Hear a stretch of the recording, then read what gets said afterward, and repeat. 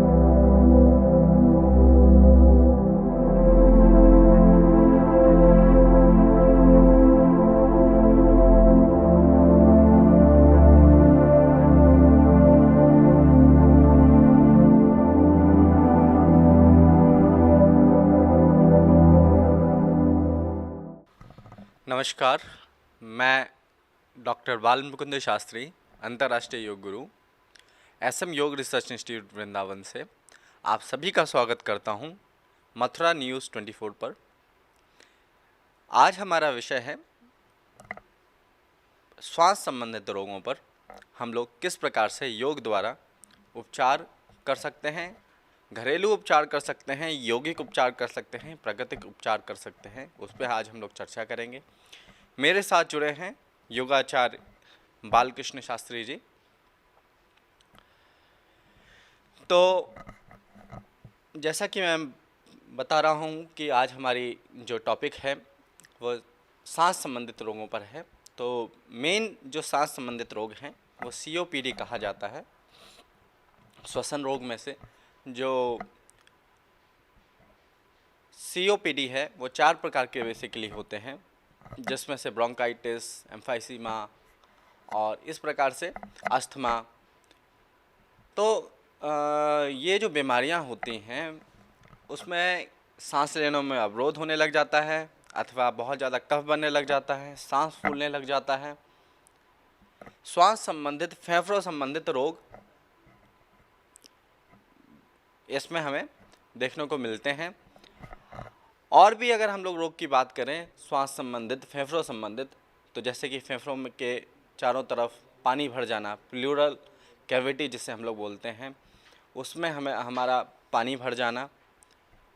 Doctor लोग जिसे पानी को निकाल लेते हैं थोरैकोसेंटेसिस इत्यादि के माध्यम से, तो वो पानी एक ऐसी चीज़ मतलब कि अगर निकाल भी लेते हैं तो भी वह दोबारा अपने आप ही भर जाता है अगर हम लोग एलोपैथी का सहारा भी लेते हैं तो इस कारण से हम लोग आज जुड़े हैं कि किस प्रकार से हम लोग प्राकृतिक रूप से योग द्वारा एवं प्राकृतिक चिकित्सा, आयुर्वेद इत्यादि द्वारा किस प्रकार से हम इन सब चीज़ों को रोकथाम कर सकें एवं इनका उपचार कर सकें। जैसा कि मैं हमेशा से कहता हूँ, prevention is better than cure. तो पहले ही अगर हम लोग सही तरीके से चलें तो ऐसी बीमारी ना हो। अगर हमें कभी ऐसा सिम्टम्स लगे भी, शुरुआती दौर में भी ऐसा हमें फील हो, तो हम लोग पहले ही इन सब चीज़ों को, योग, प्राणायाम इत्यादि को अपना करके इन सब चीज़ों को रोक सकते हैं, इन बीमारियों को रोक सकते हैं।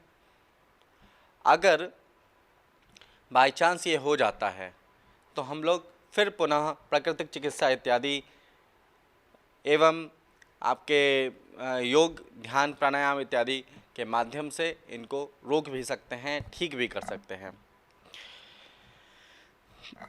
विभिन्न प्रकार के श्वास आपको फीलने होने लग जाएंगे, या तो कुछ रगड़ने की आवाज़, जब भी आप सांस को लेंगे तो महसूस करेंगे कि कुछ आपस में रगड़ रहा है, या फिर ऐसा लगेगा कि पत्ते जो टूट रहे हैं, पत्तों के टूटने का खरखराहट जैसी आवाज़, ऐसी ध्वनि हम महसूस कर सकते हैं इन बीमारियों में।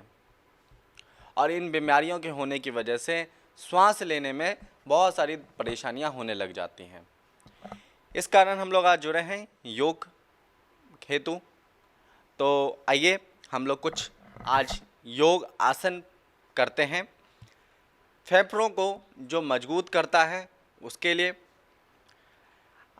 हम लोग एक सामान्य तौर पर भी देखें तो हमारे फेफड़े तक अगर हम लोग सांस लेते हैं तो फेफड़े तक पूर्ण रूप से श्वास नहीं पहुंचता। फेफड़ों के पूरे भाग में, पूरे स्थान में, हर कोनों में श्वास की जो प्रक्रिया है वो वहाँ तक नहीं पहुँच पाती। इस कारण से हम लोग आज ऐसे आसन करेंगे जो फेफड़ों को एक्सपेंड करता हो। होगा फेफड़े जो सिकुड़न है फेफड़ों में, अलग अलग स्थानों में, अलग अलग कोनों में जहाँ पर श्वास नहीं, ऑक्सीजन नहीं पहुँच पा रहा है, उस स्थान तक एक्सपेंड होने के बाद पूर्ण रूप से ऑक्सीजन पहुँचे। और अगर हम लोगों के शरीर में प्योर ऑक्सीजन, शुद्ध वायु, शुद्ध जो है ऑक्सीजन हमारे शरीर में पहुँचेगा, फेफड़ों में पहुँचेगा, तो स्वतः ही रोग दूर होने लग जाएंगे। तो इसके लिए हम लोग पहले योगासन करते हैं, खड़े होकर के करने वाले। श्वास संबंधित रोग के लिए हम लोग सांस, फेफड़ों को एक्सपेंड कर सकते हैं। फेफड़ों को एक्सपेंड करने के लिए अपने पैरों को खोलने ज़्यादा से ज़्यादा, ये योगासन नहीं है, ये एक प्रकार से सूक्ष्म व्यायाम है। पैर आपके करीब 1 से 1.5 फीट तक, 1 से 1.5 फीट तक खुले हुए होंगे। आपके हाथ सामने की ओर, दोनों हाथ आप फैलाएंगे और छाती को बार बार हाथों को साइड में फैला करके, गर्दन को पीछे करके सांसों को लेंगे और छोड़ेंगे। अलग अलग दोनों हाथों को खोलेंगे, गर्दन को पीछे, ऊपर की ओर, फिर से सांसों को भरेंगे, सांसों को छोड़ेंगे। यह प्रक्रिया के साथ हम लोग इस तरीके से सांसों को पूरा फेफड़ों को पूरा खोल सकते हैं, छाती को पूरा एक्सपेंड कर सकते हैं।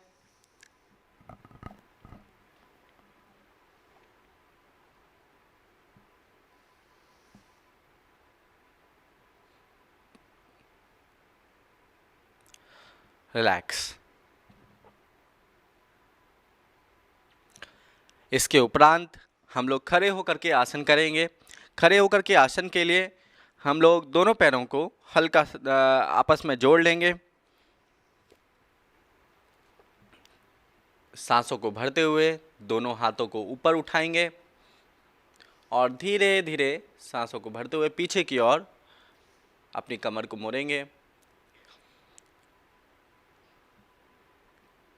हस्तोत्तानासन अथवा अर्ध चक्रासन का भी अभ्यास हम लोग कर सकते हैं। हाथ उठा करके हस्तोत्तानासन हो जाता है। अगर हम लोग चक्रासन का अभ्यास करेंगे तो हाथ हमारे कमर पे होंगे, अंगूठा पीछे की ओर, उंगलियां आगे की ओर। सांसों को भरते हुए कमर को मोड़ेंगे, सिर को पीछे की ओर झुकाएंगे।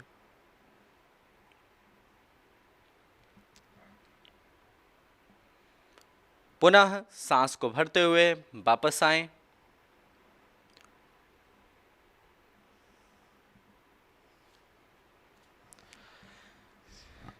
इसके बाद अपने स्थान पर आप बैठ सकते हैं।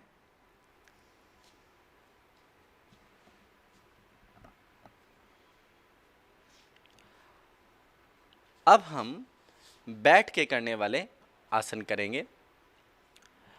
बैठ के करने वाले आसन में हम लोग पर्वतासन का अभ्यास कर सकते हैं। पद्मासन में हम लोग बैठेंगे अथवा कमर गर्दन सीधी करके बैठेंगे। पर्वतासन जो बैठ के करने की प्रक्रिया होती है वह दोनों हाथों को आपस में जोड़ लें छाती के पास अथवा साइड में ले जा करके शोल्डर के लेवल तक फैलाएं।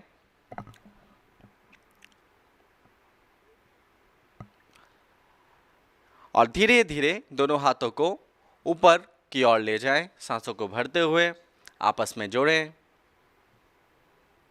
सांस की गति सामान्य, फाइनल पोज में। आंखें बंद, चेहरे पे प्यारी सी मुस्कान। पुनः वापस आएं, सांसों को छोड़ते हुए।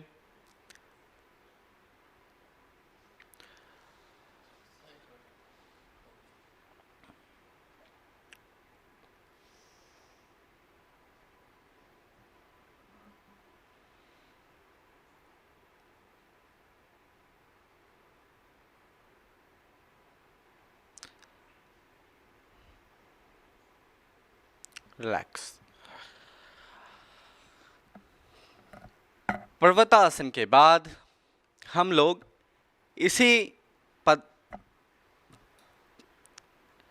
पर्वतासन के बाद हम लोग पद्मासन में बैठे बैठे मत्स्यासन का अभ्यास कर सकते हैं।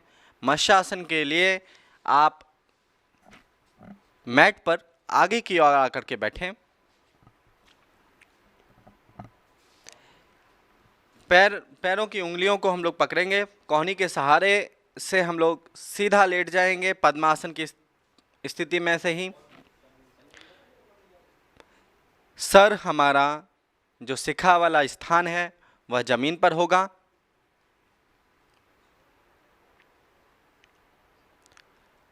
पैरों के अंगूठों को हम लोग दोनों हाथों से पकड़ करके रखेंगे।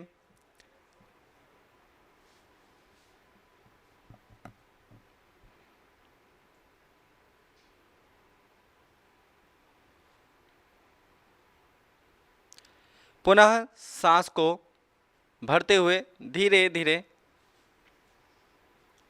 वापस आएंगे।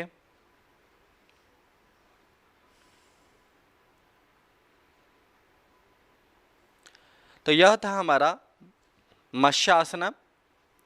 अब इसी में हम लोग यहाँ से वज्रासन की ओर बढ़ेंगे।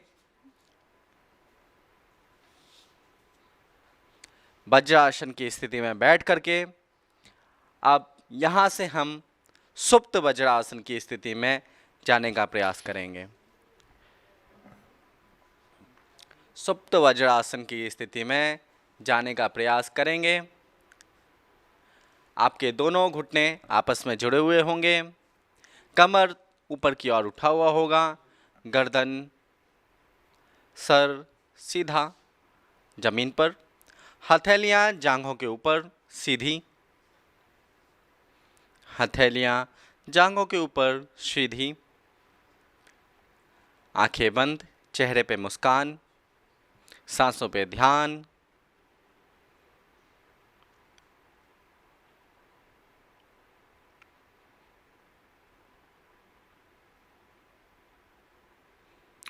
पुनः सहारा लेकर के हम लोग वापस आएंगे रिवर्स ऑर्डर में। जिस प्रकार से हम गए थे उसी प्रकार से सहारा लेते हुए वापस।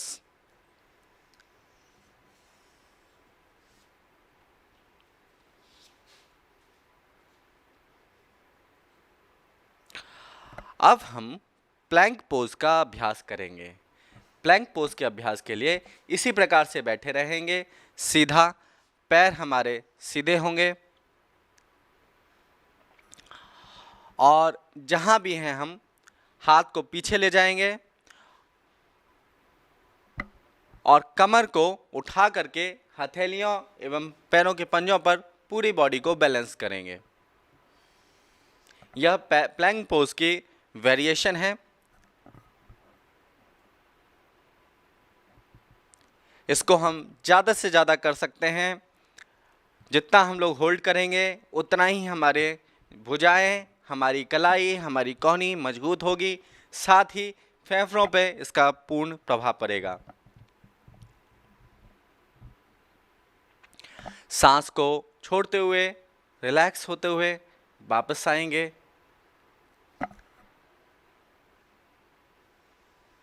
इसके उपरांत जो इसका मुख्य आसन है, महत्वपूर्ण आसन है, वह गौमुखासन है।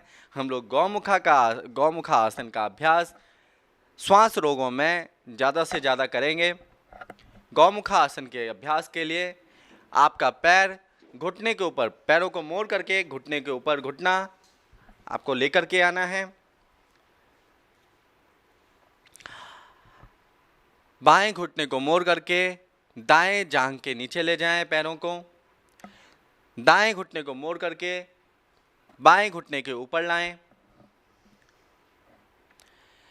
जो घुटना आपका ऊपर है, दायां घुटना अगर आपका ऊपर है तो दायां हाथ ऊपर की ओर ले जा करके सर के पीछे कोहनी को मोड़े। अब बाएं हाथ को नीचे से ले जा करके कोहनी पर से मोड़ें और आपस में दोनों हाथों को जोड़ देंगे, इंटरलॉक कर देंगे।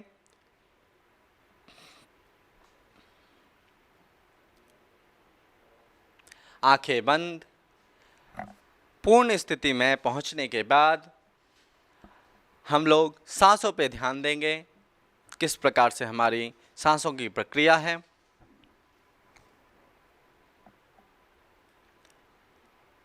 इसी प्रकार से हम लोग इस आसन को सामने से एवं पीछे से करके दिखाएंगे, जिससे कि आप ज़्यादा से ज़्यादा इसको अच्छे से समझ सकें।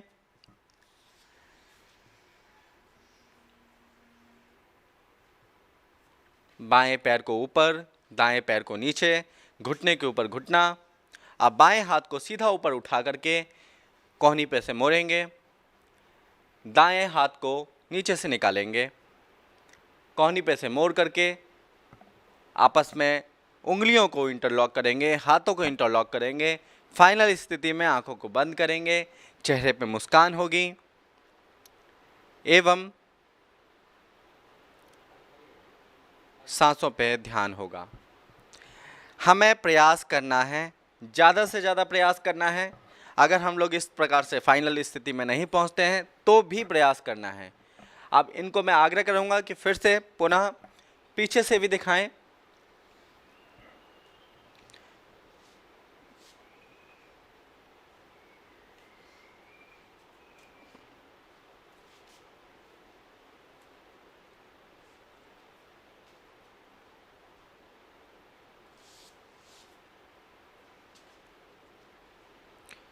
घुटने के ऊपर घुटना,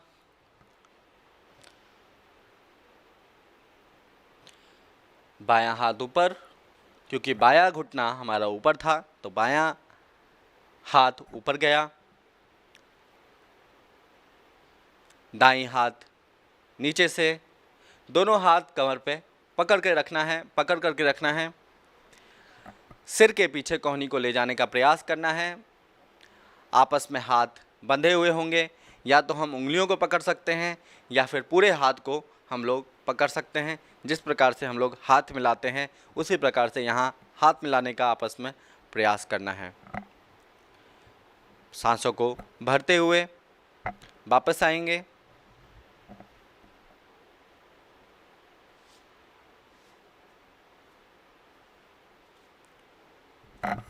तो ये थे हमारे बैठ के करने वाले आसन।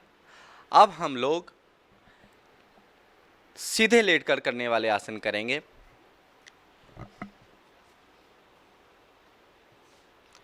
सीधे लेट करके करने वाले आसन हम लोग शवासन में पहले लेट जाएंगे, हाथ खुले हुए होंगे।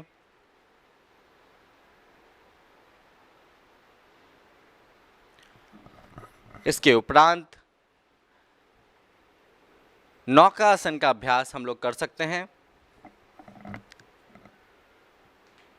नौकासन के अभ्यास के लिए दोनों हाथों को ऊपर की ओर ले जाएंगे, सिर के ऊपर दोनों पैर जुड़े हुए होंगे। दोनों पैर धीरे धीरे उठाना है, सिर को उठाना है, हाथों को पैरों के सामने लेकर के आना है। आंखों के लेवल में आपका पैर होगा, पैरों के अंगूठे आपकी आंखों के लेवल में। नितंब पे आपको बैलेंस करना है पूरी बॉडी को। आपका जो पेट है वह कंपन होना शुरू हो जाएगा। पूरा इसका प्रभाव आपके पेट पे पड़ेगा एवं आपकी श्वास लेने की जो प्रक्रिया है वह भी सुचारू होगी। धीरे धीरे सांस को छोड़ते हुए वापस रिलैक्स।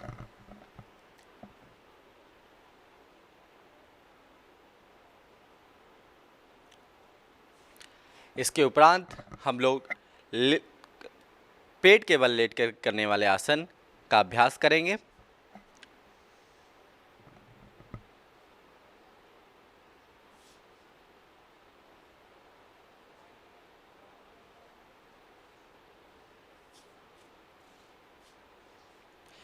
पेट के बल लेट के करने वाले आसन का अभ्यास करेंगे।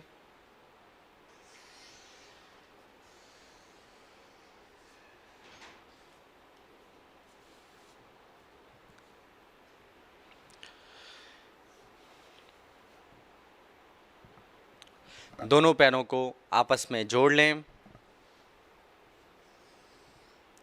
हथेलियों को छाती के लेटरल साइड में रख लें। छाती के साइड में दोनों पैर जुड़े हुए होंगे, दोनों घुटना जुड़ा हुआ। सांसों को भरते हुए सिर को उठाते हुए कमर को मोड़ेंगे। आंखें बंद। कोहनी सीधी नहीं करनी, कोहनी हल्की सी मुड़ी हुई होगी, हल्की सी टिल्ट हुई होगी।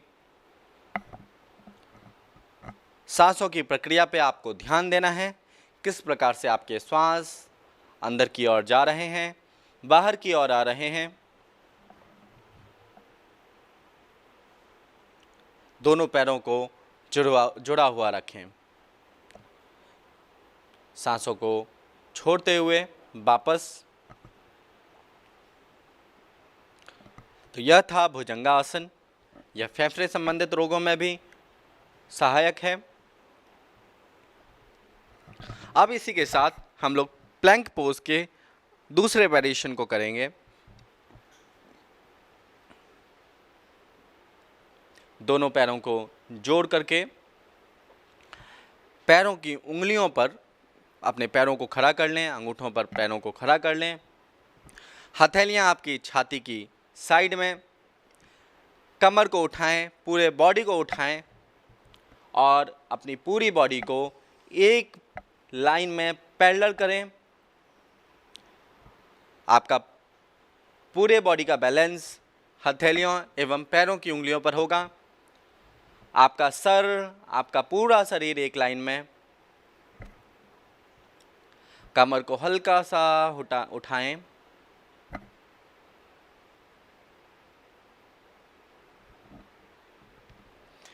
पूरी बॉडी एक लाइन में। वापस सांस को छोड़ते हुए रिलैक्स।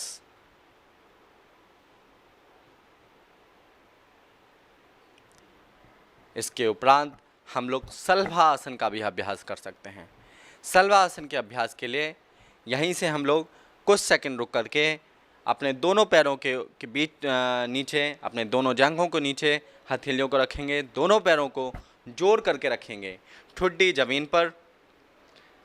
सांस को भरते हुए दोनों जांघों को, पूरे पैरों को, दोनों पैरों को धीरे धीरे हम लोग पूरा पैर उठाएंगे। ठुड्डी हमारी जमीन पर, पूरा पैर ऊपर। सांस को भरते हुए दोनों पैर ऊपर। जितना हो सके हम लोगों को प्रयास करना है। हम ये नहीं कहते कि आप पूर्ण स्थिति तक पहुँचें, परंतु जितना हो सके कम से कम, ज़्यादा से ज़्यादा हम लोगों को प्रयास करना है।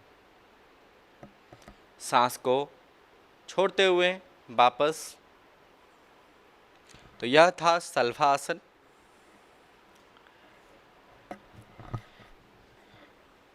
इसके उपरांत हम लोग लेटे हुए में ही नौका आसन का भी अभ्यास कर सकते हैं। इसी पोज में, प्रोन पोज में ही पेट के बल लेट करके ही नौका आसन का अभ्यास करेंगे। पुनः दोनों पैरों को जोड़ लेंगे। हाथों को सीधा ऊपर की ओर ले जा करके ज़मीन पर रखेंगे, ठुड्डी ज़मीन पर। अब सांसों को भरते हुए दोनों पैरों को उठाएंगे, दोनों हाथों को उठाएंगे, सर को उठाएंगे। ज़्यादा से ज़्यादा हम लोग उठाने का प्रयास करेंगे, हाथों को, सर को, पैरों को। पूरा बैलेंस हमारे कमर, हमारे पेट पर होगा। सांस को छोड़ते हुए धीरे धीरे वापस रिलैक्स। तो यह थे हमारे कुछ ऐसे आसन जो आपके फेफड़ों को बल देते हैं, फेफड़ों को स्वस्थ रखते हैं एवं फेफड़ों संबंधित रोगों में लाभ पहुंचाते हैं। अब इसके बाद कुछ प्राणायाम हम लोग करेंगे जो फेफड़ों के लिए बहुत ही अच्छे माने जाते हैं।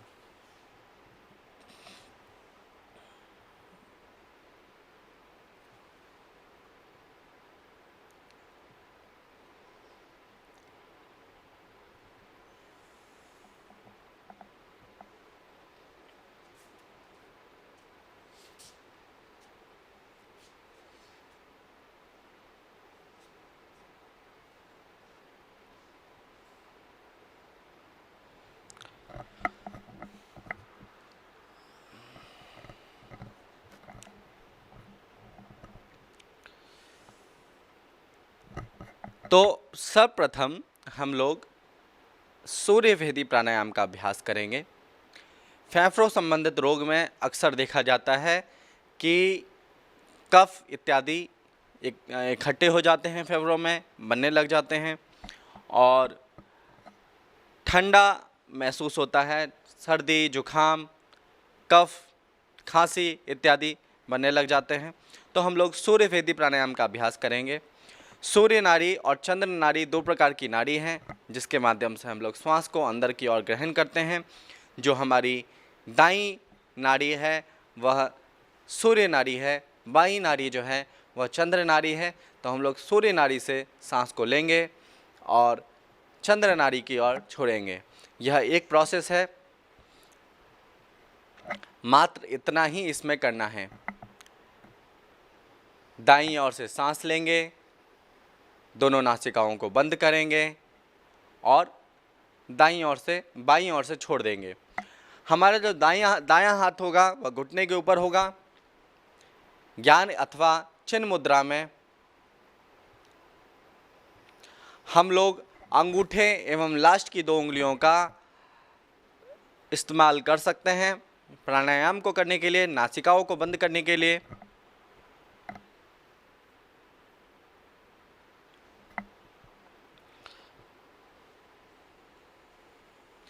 इसका अभ्यास हम लोग कम से कम 10 से लेकर के 25 बार तक कर सकते हैं। परंतु अगर आपको हाई ब्लड प्रेशर जैसी समस्या है तो आप इसका अभ्यास ना करें, क्योंकि यह हमारे शरीर को गर्मी प्रदान करती है।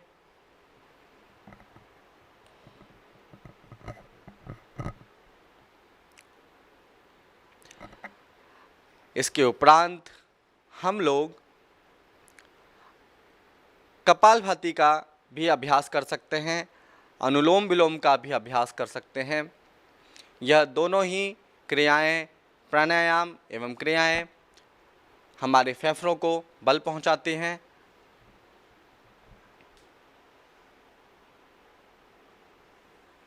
एवं कफ इत्यादि जैसी समस्याओं को दूर करती हैं। तो सर्वप्रथम हम लोग करेंगे अनुलोम विलोम प्राणायाम। अनुलोम विलोम प्राणायाम के लिए पुनः हम लोग दोनों हाथ अपने बाएं हाथ को घुटने के ऊपर ज्ञान मुद्रा अथवा चिन्ह मुद्रा में रखेंगे। दाएं हाथ को नासिग्रा मुद्रा में रखेंगे। नासिग्रा मुद्रा के लिए पहली 2 उंगलियों को मोड़ करके रखेंगे, अंगूठा खुला हुआ होगा, लास्ट की 2 उंगलियां आपस में खुली हुई होंगी। अब हम दाएं हाथ के अंगूठे से अपनी दाईं नासिकाओं को बंद करेंगे, बाईं ओर से सांस को लेंगे। बाईं ओर से सांस को लेने के बाद, पूरा लेने के बाद दोनों नासिकाओं को बंद कर लेंगे। कुछ देर रुकें, कुछ सेकंड रुकें। अब पुनः बाईं नासिका से सांस को धीरे धीरे छोड़ दें। सांस को पूरा छोड़ने के बाद पुनः जहाँ से आपने सांस को छोड़ा है, यानी कि दाईं नासिका से सांस को छोड़ा है, तो दाईं नासिका से ही सांस को भरना है। पूरा भरें सांस को। भरने के बाद दोनों नासिकाओं को पुनः बंद कर लें, कुछ सेकंड रुकें। बाईं ओर से सांसों को पूर्ण रूप से निकाल दें। तो यह है अनुलोम विलोम प्राणायाम का अभ्यास। इसका अभ्यास हम लोग कम से कम 15 से 25 बार तक कर सकते हैं। जितना हम इसका ज़्यादा अभ्यास करेंगे उतना ही हम लोग रोगों से कोसों दूर रहेंगे एवं स्वस्थ जीवन हम लोगों को प्राप्त होगा। इसका जो रेशियो है वह 1:4:2 है, यानी कि जितना हम लोग सांस को ले रहे हैं उसका दुगना हमें सांस को छोड़ना है, जितना हम सांस को छोड़ रहे हैं उसका दुगना हमें सांस को रोक करके रखना है। आपने सांस को लिया, सांस को रोका, सांस को छोड़ दिया, पुनः सांस को लिया, सांस को रोका और सांस को छोड़ दिया। तो ये आपको इस प्रक्रिया में करना है।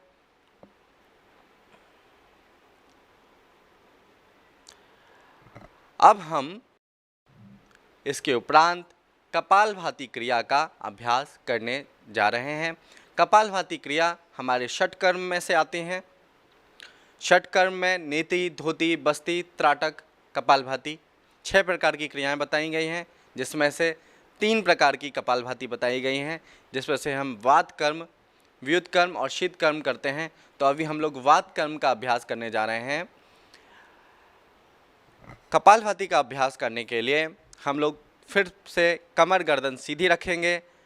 पद्मासन, सिद्धासन, वज्रासन में बैठ सकते हैं अथवा सुखासन में बैठ करके नीचे तकिया अवश्य लगा लें, जिससे कि आपकी कमर गर्दन सीधी हो। दोनों हाथ घुटनों के ऊपर ज्ञान मुद्रा अथवा चिन्ह मुद्रा में,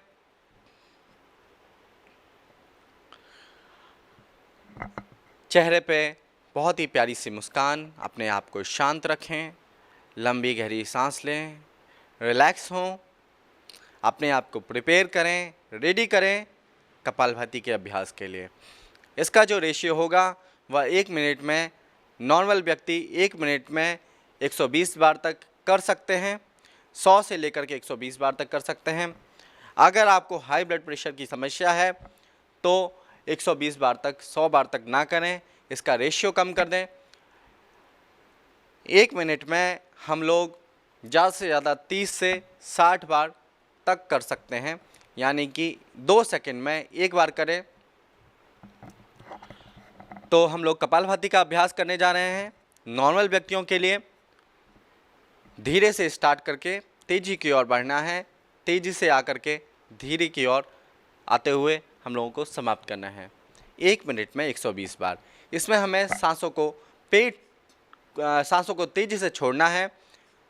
सांसों को तेज़ी से छोड़ेंगे तो स्वतः ही हमारा पेट अंदर की ओर जाएगा। सांसों की लेने की प्रक्रिया पे हमें ध्यान नहीं देना है। सांसों को लेना नहीं है, बस और बस सांसों को तेज़ी से छोड़ना है। सांस स्वतः ही आपके अंदर प्रवेश करेगा। फोर्सफुल एक्सहेलेशन, पैसिव इनहेलेशन बताया गया है।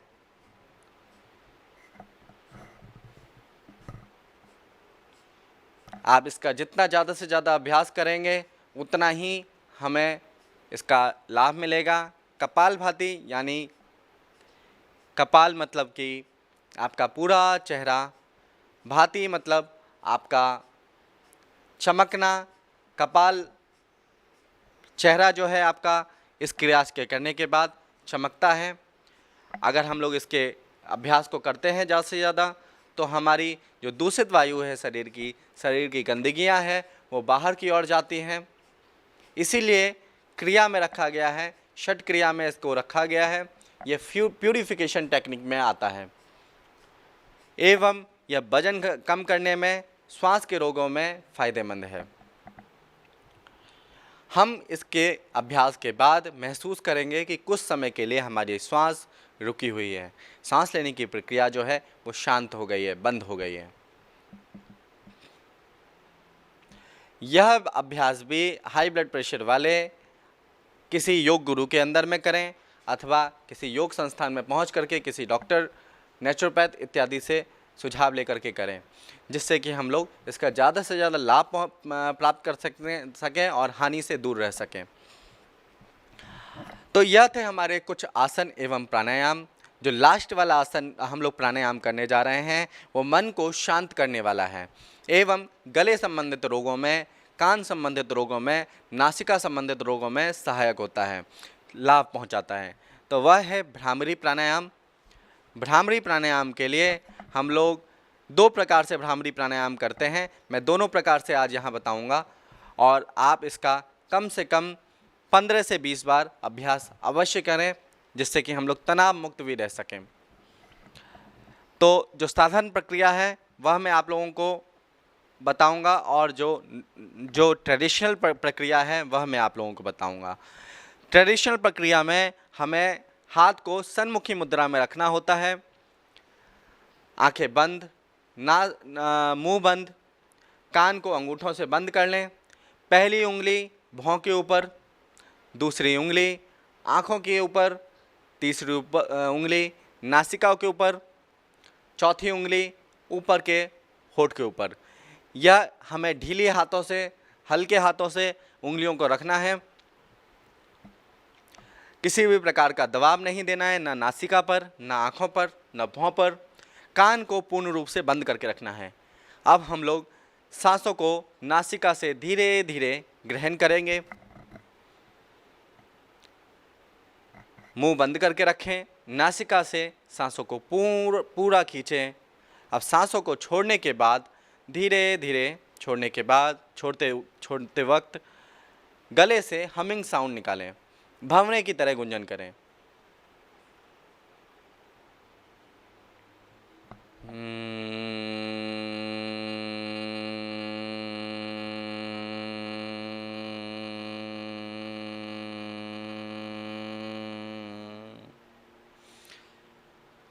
फिर से सांसों को खींचें।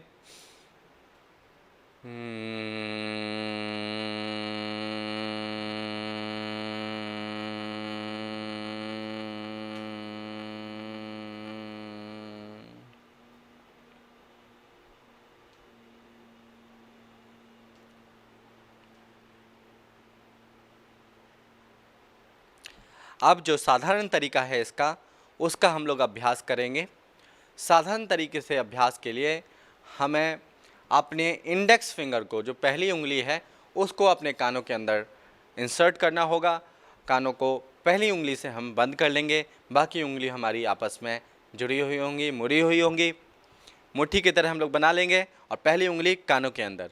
चेहरे पे बहुत ही प्यारी सी मुस्कान, आंखें बंद, मन शांत, नासिका से लंबा गहरा सांस। अब सांसों को छोड़ते वक्त, धीरे धीरे छोड़ते वक्त गले से हमिंग साउंड, भंवरों की तरह गुंजन करना है। हम लोग महसूस करेंगे कि हमारे पूरे चेहरे में कंपन महसूस हो रहा है। हम लोग उस ध्वनि पर ध्यान देंगे, उस कंपन पर ध्यान देंगे, जिससे कि हमें इसका ज़्यादा से ज़्यादा लाभ पहुंच सके।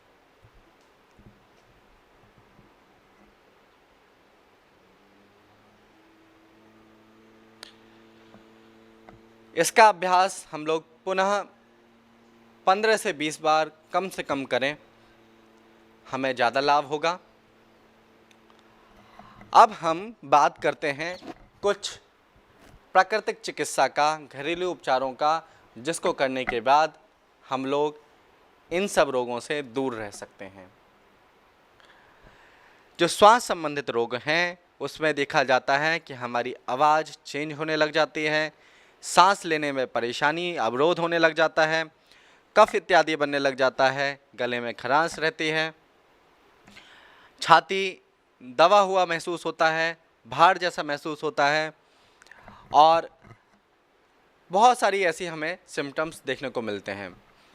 तो इन सब रोगों में हम लोग प्राकृतिक चिकित्सा को अपनाने के लिए अपने घर पर ही त्रिफला का सेवन करें। घर पर सुबह आप त्रिफला को ले सकते हैं। त्रिफला को गर्म पानी में उबाल करके या फिर उसके पाउडर को गर्म पानी में ले करके हम लोग डेली सुबह उसका सेवन कर सकते हैं, जिससे कि कफ इत्यादि दूर हो सके। साथ ही हम लोग गर्म पानी में नींबू शहद डाल करके प्रातःकाल उसका सेवन कर सकते हैं। नींबू जो और शहद है वह कफ इत्यादि को दूर करने में सहायक होगा। इसके उपरांत हम लोग कुंजल क्रिया का अभ्यास कर सकते हैं। कुंजल क्रिया का अभ्यास करने के लिए, बमन धोती का अभ्यास करने के लिए हम लोग गर्म पानी करें। 1 से 1.5 लीटर गर्म पानी करने के बाद उसमें 1 चम्मच हम लोग नमक डाल देंगे। 1 चम्मच नमक डालने के बाद आपस में जब मिक्स हो जाएगा पानी, तो गुनगुना पानी हमें ज़्यादा से ज़्यादा पीना है। कम से कम 8 से 10 गिलास हम लोग पानी पीने का प्रयास करें। अगर हम लोग पहले दिन इतना पानी नहीं पी पा रहे हैं तो जितना हम लोग ज़्यादा से ज़्यादा पी सकते हैं, जितनी हमारी लिमिट है, उसको धीरे धीरे बढ़ाने का प्रयास करें। पानी को ज़्यादा से ज़्यादा पिएंगे वह हमारे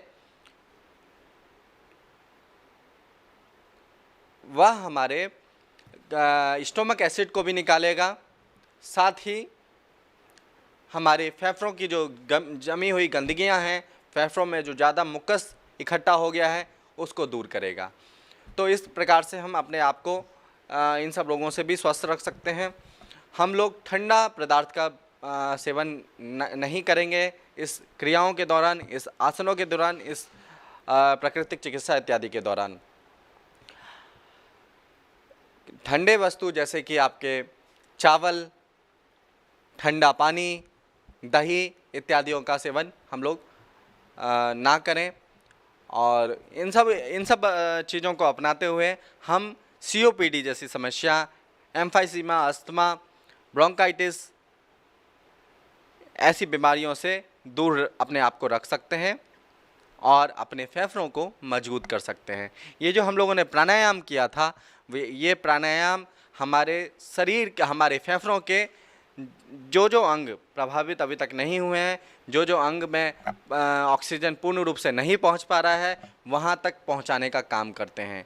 जैसे हम लोगों ने अनुलोम विलोम किया था, तो अनुलोम विलोम में हमने कुछ समय तक रुकवाया था सांस को, तो इसलिए हमने सांस को रुकवाया जिससे कि श्वास जो है ज़्यादा से ज़्यादा समय तक हमारे फेफड़ों में रुक सके। धन्यवाद आप लोगों का न्यूज़ 24 में जुड़ने के लिए। कल का जो हमारा विषय रहेगा लिवर के ऊपर रहेगा कि लिवर संबंधित रोगों में हम लोग किस प्रकार से योग के माध्यम से, प्राकृतिक चिकित्सा, आयुर्वेद इत्यादि के माध्यम से अपने आप को स्वस्थ रख सकें और लिवर के फंक्शन को, मेटाबॉलिज्म को, लिवर का जो कार्य होता है मेटाबॉलिज्म का होता है, तो मेटाबॉलिज्म को कैसे हम लोग सुचारू रख सकें, सही रख सकें। धन्यवाद आप सभी का।